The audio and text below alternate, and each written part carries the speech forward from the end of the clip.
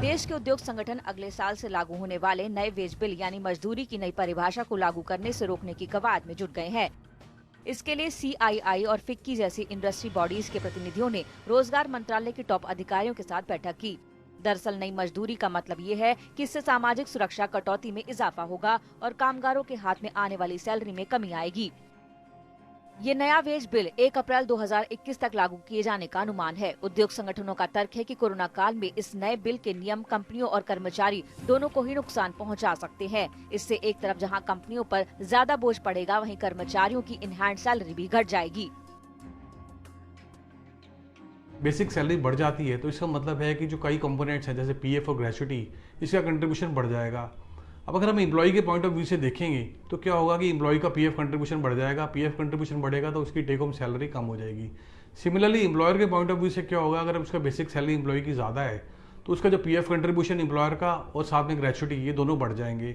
अब इससे क्या होगा, एक तो एम्प्लॉय को कम सैलरी मिलेगी और एम्प्लॉयर का आउटफ्लो बढ़ जाएगा। सरकार के नए वेज बिल जैसे अगले साल अप्रैल से लागू करने की तैयारी है। इसके तहत किसी भी कर्मचारी को मिलने वाला अलाउंस कुल सैलरी के 50% से ज्यादा नहीं हो सकता।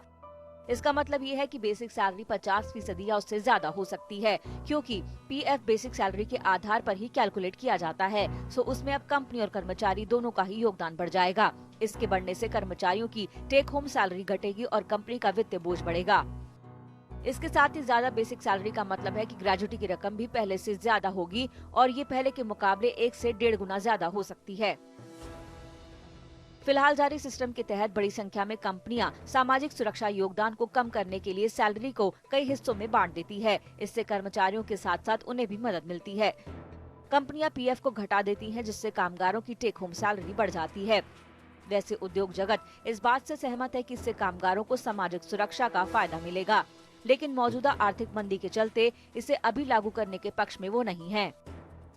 अब बहुत सारी इंडस्ट्री एसोसिएशंस की ये रिक्वेस्ट है गवर्नमेंट से कि इसको डेफर कर दिया जाए।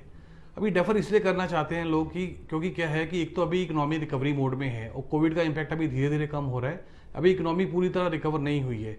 अगर इसको 1 अप्रैल 2021 से लागू कर दिया जाएगा तो जो अभी इकोनॉमी रिकवर हो रही है, जो एम्प्लॉयज़ और जो एम्प्लॉयर हैं धीरे धीरे अभी जो इकोनॉमी को रिकवर कर रहे हैं और इसको ट्रैक पे लेकर आ रहे हैं, तो उसको थोड़ा सा इम्पैक्ट पड़ेगा। तो इसलिए इंडस्ट्री एसोसिएशन कहते हैं इसको थोड़ा सा डेफर कर दिया जाए, ताकि इकोनॉमी जब रिकवर हो जाए तो उसके बाद इसको लागू कर दिया जाए। उससे क्या होगा, एम्प्लॉयर को भी बेनिफिट होगा और एम्प्लॉय को भी थोड़ा संभलने का मौका मिल जाएगा।